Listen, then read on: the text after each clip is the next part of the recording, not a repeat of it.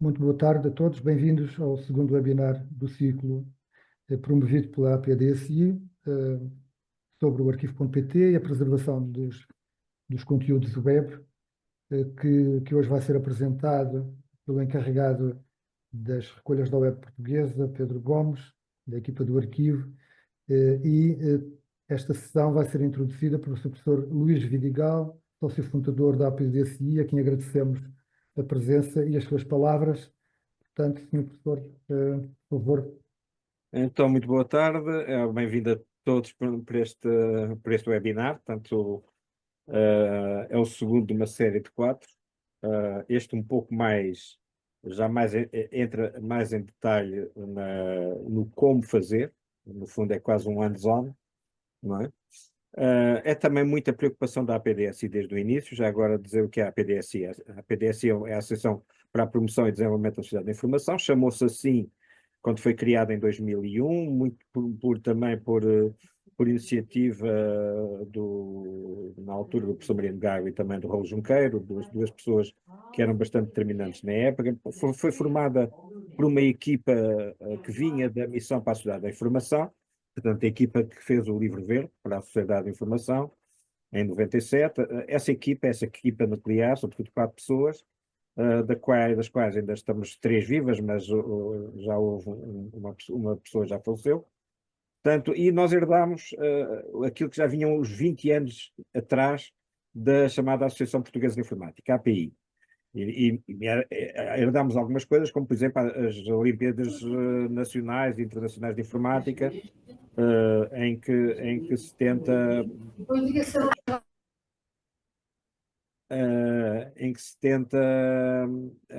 promover, portanto, a aprendizagem da informática em geral. Mas nós deixámos cair um pouco a palavra informática e passámos a referi-la mais como sociedade de informação. E porquê? Porque é uma associação muito inclusiva do ponto de vista de áreas, quer nas áreas do saber. Portanto, nós temos 14 grupos de trabalho neste momento, nas áreas mais diversas, onde podem estar pessoas de áreas tecnológicas, como de áreas societais, como de áreas económicas, áreas jurídicas. Portanto, temos grupos muito variados. Incluímos pessoas não apenas técnicos da área tecnológica, mas também profissionais académicos, empresas, portanto, pessoas de múltiplos setores, as próprias instituições públicas, várias instituições também são sócias institucionais da APDSI. Portanto, é sobretudo um fórum de encontro em que nós produzimos produtos, sobretudo estudos, tomadas de posição, conferências, workshops, como este, não é? Este é mais, digamos, um evento mais de aprendizagem, não é? Portanto, tem mais esse caráter.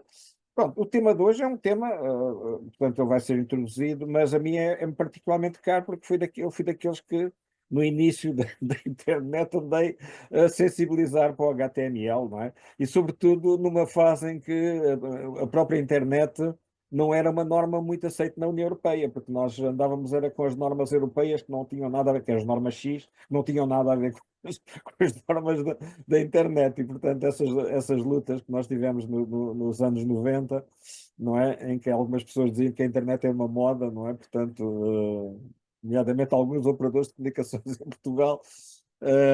Portanto, foi um período interessante, não é? Portanto, na altura não havia uma preocupação sobretudo pelo código, não havia uma preocupação por determinadas normas, não é? Depois, eu que sempre gostei muito destas áreas das bibliotecas, porque também geri e informatizei algumas, nomeadamente o Dublin Core, que era os metadados que foram começaram a ser introduzidos para catalogar, no fundo, para catalogar páginas. Nós vamos ouvir provavelmente falar aqui nisto. Isto foi uma luta muito grande. Hoje as coisas estão um pouco mais facilitadas, de facto, mas hoje com os WordPress, etc., com os CMS, nós hoje temos a vida um pouquinho mais facilitada, mas é importante estarmos alerta E hoje a sessão vai ser muito dedicada a isso. Estamos a ler o que é que faz com que uma página seja preservada ou não. Isso aí é que é a questão, porque é preciso alertar para algumas questões técnicas que às vezes estão escondidas e que ninguém as valoriza. Pronto, e fico por aqui. Quem quiser ser sócio da PDSI, nós mantemos a mesma cota, que é uma cota anual de 30 euros uma vez por ano, e juntar-se a este coletivo, a grupos de trabalho, digamos, a estudos, a promover iniciativas. São bem-vindos, já sabem, a pdsi.pt, é o nosso endereço, e, portanto, façam o favor de se juntar a nós, são muitíssimo bem-vindos.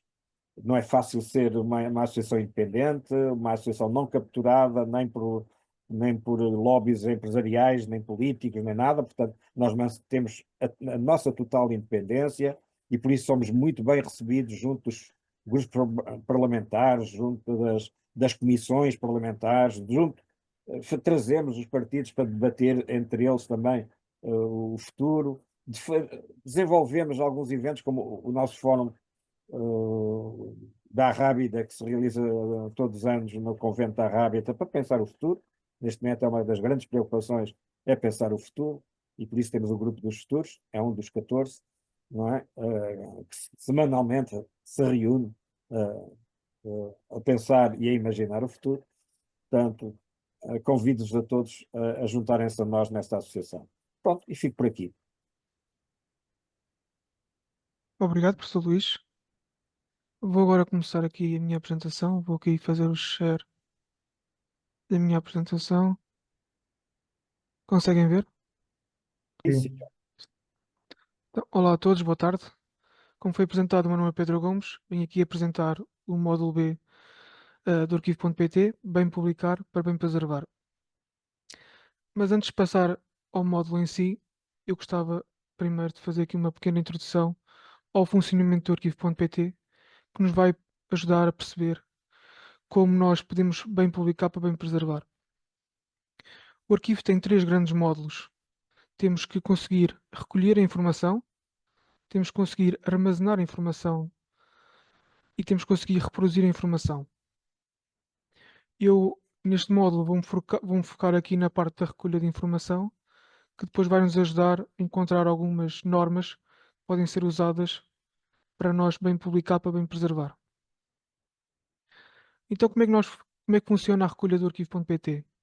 Então, o arquivo.pt tem um robô de software que de forma automática recolhe as páginas da internet. O que é que este robô de software faz? Este robô de software está aqui representado por esta aranha, e o que ele faz é, ele recebe um endereço, que sou eu, o operador do robô, que lhe dou. Neste caso, dei-lhe o endereço www.site.pt/index.html, e o que ele faz é, vai processar esta página e vai tentar encontrar outros recursos para guardar. Neste caso, ele vai analisar esta página, guarda esta página e ele vê que encontrou o log.gif e encontrou o about.html. O que é que ele faz? Guarda esta página e vai colocar estas numa lista de espera para serem guardadas numa segunda iteração. Para a segunda iteração, ele vai ao log.gif, guarda a informação e depois vai para o about.html e faz este processo recursivamente para as páginas dentro do website. Depois de guardar as páginas, o robô de software guarda dentro do nosso arquivo, nos nossos servidores, para que depois as páginas sejam possíveis de ser reproduzidas para o utilizador final, que é qualquer pessoa no âmbito público. Contudo, nem sempre esta preservação corre bem. Por exemplo, temos aqui uma página do público em que faltam algumas imagens, alguma estrutura, e eu agora vou apresentar 7 recomendações para bem publicar informação de forma a que seja preservada. Primeiro, identifique corretamente a data de publicação. Uma página da web tem sempre um contexto temporal e nós temos páginas preservadas do passado, então tem que existir uma maneira de nós conseguirmos interpretar a informação do passado. Neste exemplo conseguem ver que é uma notícia sobre o ataque ao Charlie Hebdo, que o nosso robô de software só conseguiu ir a esta página dia 8 de janeiro, mas o ataque aconteceu dia 7 de janeiro de 2015. Contudo, dentro da página do observador não existe nenhuma referência a datas, só para esta a parte de atualizado. Então, caso algum investigador queira fazer algum trabalho sobre este evento, ele vai ficar confuso sobre as datas do acontecimento. Por isso, a primeira recomendação que eu dou aqui neste webinar é colocar sempre a data de publicação nas notícias, nos posts, nas páginas dos vossos websites. Como aqui é o caso do Diário de Viseu, que colocou até em vários sítios as datas. A segunda recomendação que eu dou é usar corretamente o protocolo de exclusão de robôs. Este protocolo é um bocadinho mais específico, mas o que ele faz é o nosso robô tem que falar com outros robôs para ele conseguir perceber o que é que está a acontecer. Então, vocês, como são os donos dos websites, existe uma maneira de vocês conseguirem falar com o nosso robô, que é através deste protocolo. O que é que este protocolo é? Este protocolo é simplesmente um fecheiro que está na vossa página, que todas as páginas têm, que é chamado robots.txt, que é só um fecheiro de texto. E é basicamente uma lista de regras que o nosso robô tem que respeitar quando entra na vossa página. Isto aqui é a página da Câmara de Lisboa e o que basicamente diz é que qualquer agente, aqui é um asterisco, qualquer agente não está permitido aceder ao Type 3, nem ao Type 3 SRC, mas é permitido aceder a este link. Então, o que é que o robô de software faz quando usa o protocolo de exclusão de robôs? Então, temos aqui a nossa aranha, em que eu dei o link lisboa.pt, que é a Câmara Municipal de Lisboa. A primeira coisa que ele faz, antes de guardar alguma coisa, é ele vai a este protocolo e vai perceber o que é que ele pode ou não pode aceder na vossa página. Há coisas que vocês querem que sejam públicas, há coisas que vocês queiram que sejam privadas, e o nosso robô respeita sempre estas regras. Qualquer robô bem comportado na internet respeita estas regras. Então, ele primeiro vai aceder a este protocolo, vê o que é que pode aceder e só numa segunda fase é que ele vai aceder à página da Câmara de Lisboa e vai guardar a informação necessária para depois ser preservada. Este protocolo é muito importante. Aqui vocês conseguem ver como era o Diário de Notícias em 2016. Contudo, isto ficou preservado no arquivo.pt em 2016. Conseguem ver que existe aqui texto, algumas hiperligações, mas falta imagens e algum estilo à página. Então, o que é que aconteceu foi que neste período, em 2016, o Diário de Notícias tinha no seu protocolo de exclusão de robôs estas duas linhas, em que diz que não é permitido aceder aos scripts e ao CSS. Para quem não sabe, as páginas na web são feitas de fecheiros, que os fecheiros normalmente são HTML, temos que é a parte do texto e das hiperligações, temos os fecheiros que são o CSS, que são mais ou menos os estilos, as cores das palavras, etc. E temos os scripts, que é o que dá todo o dinamismo às páginas, como as imagens passar da esquerda para a direita ou direita para a esquerda, etc. E neste caso não foi permitido pelo protocolo de exclusão de robôs aceder a estes fecheiros.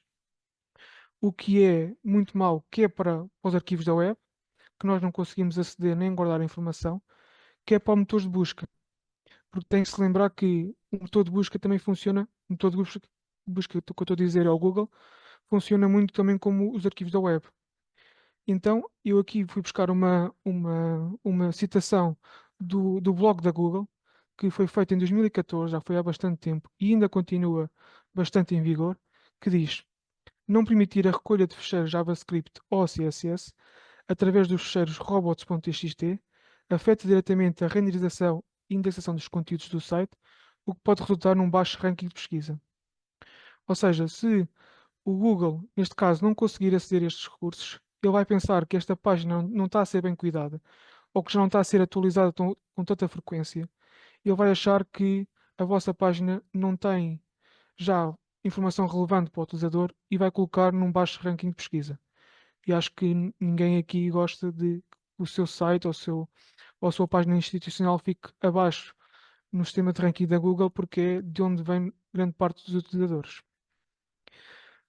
Um exemplo que eu queria dar também é a parte aqui do site da Beon, que em 2009 não estava a ser bem preservado, faltava aqui algumas imagens, e como a Beon faz parte da FCCN, nós quisemos ajudar e perceber qual é que era o problema, e conseguimos descobrir que o problema foi que existia já exclusões pré-definidas pelos sistemas de gestão de conteúdos, que é chamado CMS, que é o WordPress, o Drupal e entre outros, em que no protocolo de exclusão de robôs tinha uma das linhas que era disallow images, ou seja, nós não conseguíamos aceder às imagens, o que fez com que nós não conseguíssemos recolher as imagens. Falámos com eles, foi uma, uma forma fácil de resolvermos o problema e claro que ficou logo resolvido aqui a parte das imagens no site da BO. Por isso, caso queiram que o arquivo PT aceda ao vosso site para ser preservado, basta colocar no vosso protocolo de exclusão de robôs user agent, dois pontos, arquivo web crawler, que isto vai ser só a regra para o nosso robô de software, não para os outros, e em que nós podemos recolher o conteúdo do vosso website. Passando agora para a terceira recomendação, utilize um endereço para cada conteúdo. Ou seja, o nosso robô de software apenas segue links. Ele não faz pesquisas, não vai entrar pelo vosso site para perceber onde é que estão os vossos conteúdos, ele simplesmente segue os links que estão nas páginas. Por isso, conteúdos contidos atrás de formulários nunca vão ser preservados, porque ele não sabe que tipo de pesquisas ele tem que fazer, que tipo de queries, que tipo de palavras. Logo, estes resultados aqui, está aqui através deste formulário bolsas, estes PDFs nunca vão ser conseguidos, nunca vão ser preservados, porque estão sempre escondidos atrás dos formulários.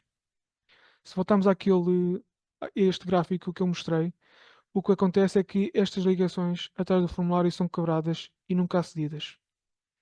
Por isso, eu recomendo uma forma fácil de contornar esta situação, porque eu sei que formulários em sites muito grandes é necessário ter algum tipo de caixa de pesquisa. Eu sei que é bastante funcional e bom para os utilizadores, mas uma recomendação que eu dou é fazerem um mapa do site. O que é o mapa do site? É simplesmente uma lista em que vocês colocam os vários tópicos e em que contém os vários conteúdos do vosso website. Isto é bom para toda a gente. É bom para os arquivos da web que têm links para seguir para recolher a vossa informação. É bom para os motores de busca como o Google, que conseguem também processar isto de forma mais rápida e conseguir indexar o vosso site de forma mais rápida. E assim, os vossos conteúdos também são encontrados pelo Google. E caso algum utilizador não encontre aquela palavra específica que precisa de colocar no campo de pesquisa para encontrar um certo conteúdo, ele tem uma forma alternativa de encontrar o conteúdo através deste mapa do site. Logo, é uma win-win-win para toda a gente fica a ganhar, os utilizadores, os arquivos da web e a Google quando está a encontrar o vosso site. Quarta recomendação: mantenha o mesmo endereço ao longo do tempo. Esta recomendação é muito, muito importante em vários aspectos. Um dos problemas de mudarem o vosso domínio, no caso dos arquivos da web, é que vai haver uma perda do histórico do vosso endereço. Aqui temos o site.pt que foi gravado até 2019, de 2009, e depois houve aqui uma quebra com uh, com um novo endereço. E aqui houve uma quebra no histórico e investigadores que querem ver algum tipo de informação mais antiga do vosso website não conseguem aceder porque já não se lembram qual é que era o vosso domínio anterior. Outro problema, que é um dos mais frequentes, é a quebra do histórico, em que existem links para os vossos websites que depois ficam partidos. E isto é bastante grave, porque estão a perder quer tráfego, quer os utilizadores ficam insatisfeitos. Porquê? Neste caso, isto aqui é uma notícia do Cavaco Silva, em que tem aqui um link para a foto do dia, direcionado para o público.pix.pt. O utilizador, quando aterra, vai encontrar este erro bastante feio. Ele vai pensar que a culpa é do público, não da notícia anterior. Então ainda vai ficar mais revoltado por não estar a conseguir encontrar a informação que ele queria.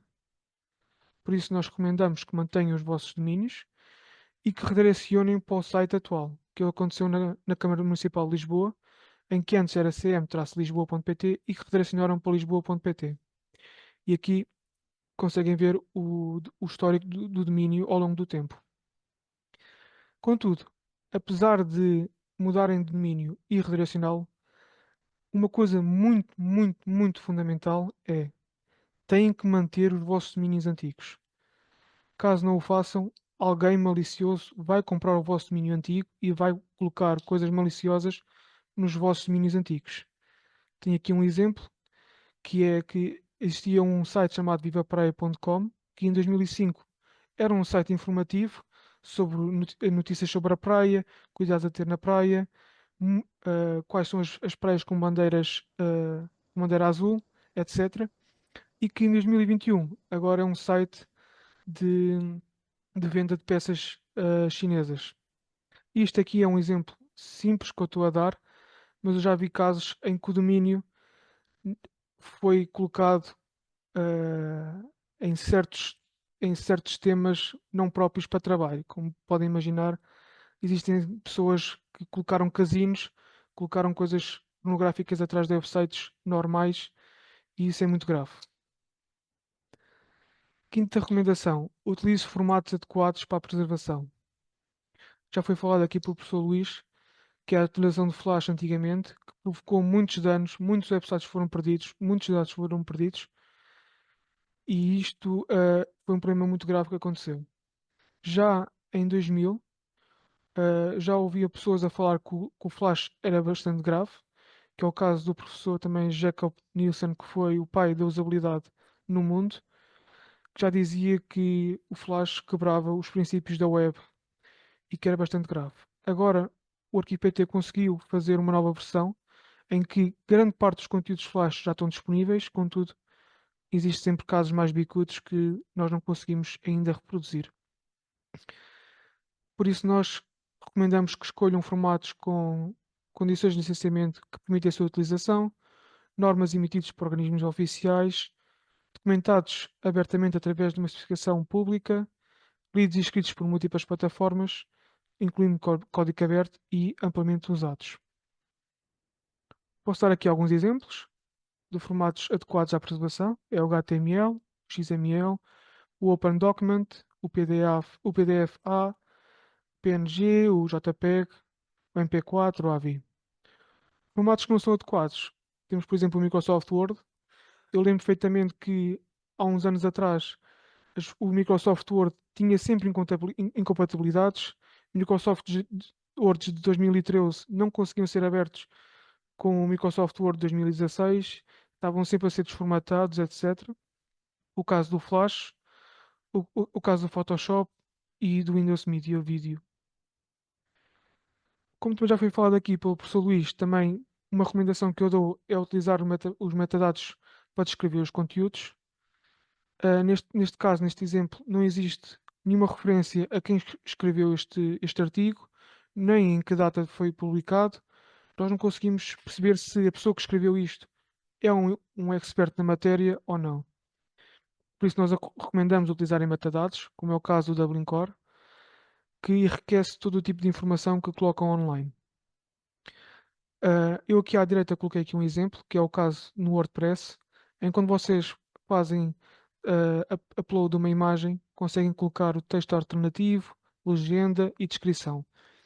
Este tipo de informação é bastante valorizada e de extrema importância no mundo atual. Por exemplo, quando vocês fazem uma pesquisa de imagens, quer no Google, quer no arquivo.pt, vocês estão a pesquisar por texto. Neste caso, eu pesquisei por Presidente da Câmara Municipal de Lisboa, mas estão a querer encontrar imagens. Como é que isto funciona? Nós, para cada imagem, temos um texto que responde a esta imagem. Então, quando a pessoa faz uma pesquisa em texto, nós depois fazemos a comparação com o texto da imagem. Nós nunca fazemos a comparação entre texto e imagem, fazemos sempre texto entre texto. E só assim é que os motores de pesquisa de imagens funcionam. Por isso é que é extremamente importante colocarem texto nas vossas imagens para elas serem encontradas quer no motor de busca, quer nos arquivos da web. Para além desta funcionalidade, que é a pesquisa de imagens, também existem pessoas que têm dificuldades a ver. E existem ferramentas que leem websites, como é o caso do Ibi, em que quando estão a ler o website, para lerem uma imagem, eles vão ver qual é que é a descrição dessa imagem para apresentar ao utilizador.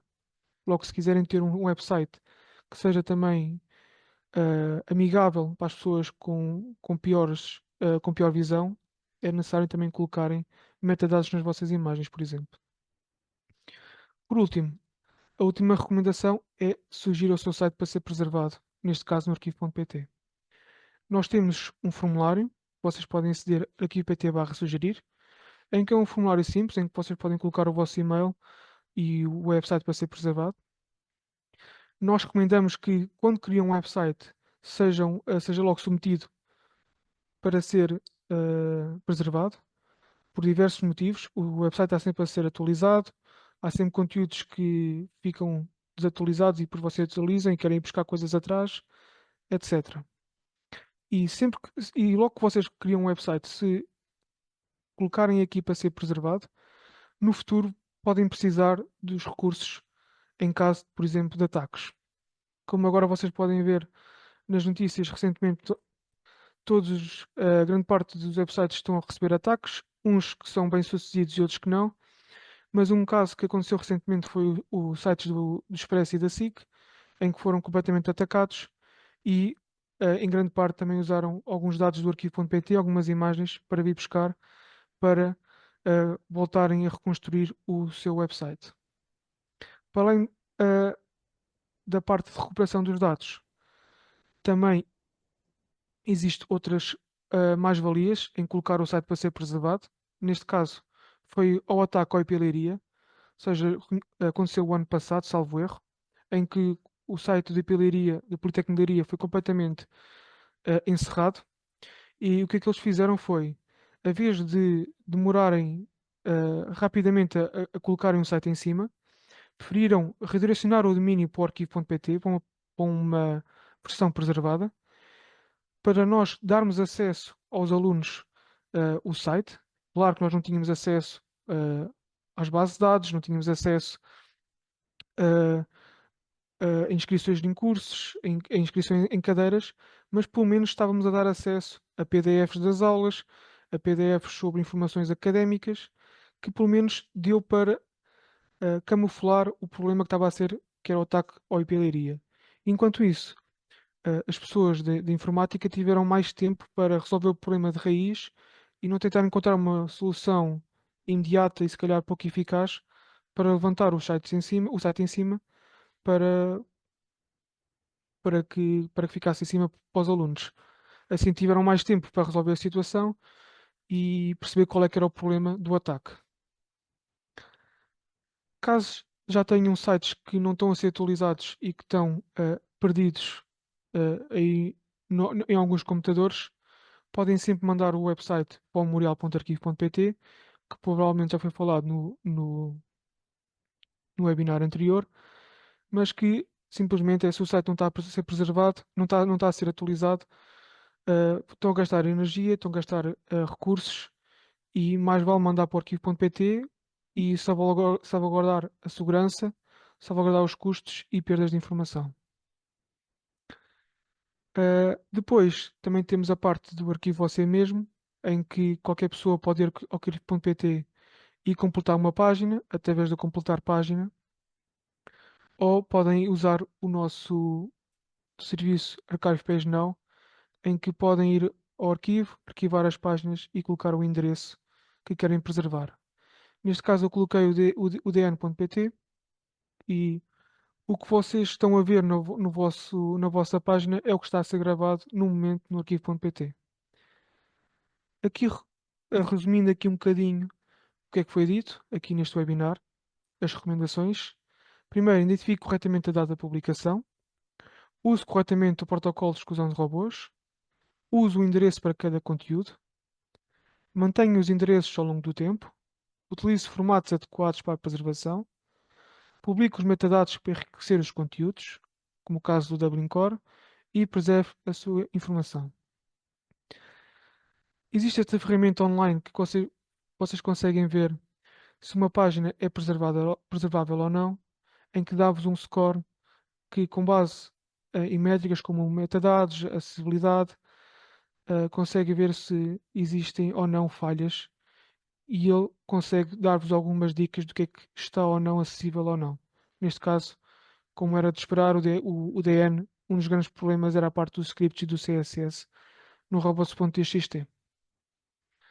E por fim, memória digital é património, a informação publicada é valiosa, muito mais agora, com todos os chats GPTs que existem.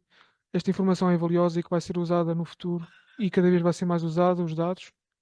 Por isso, preserve a memória digital, que é uma responsabilidade de todos. Quando queiras encerrar este webinar. Obrigado por estarem aqui. Espero que tenha ajudado de alguma forma a verem os websites de forma diferente e tenha sido útil para criarmos uns websites mais bem estruturados para serem preservados para o futuro. Obrigado a todos.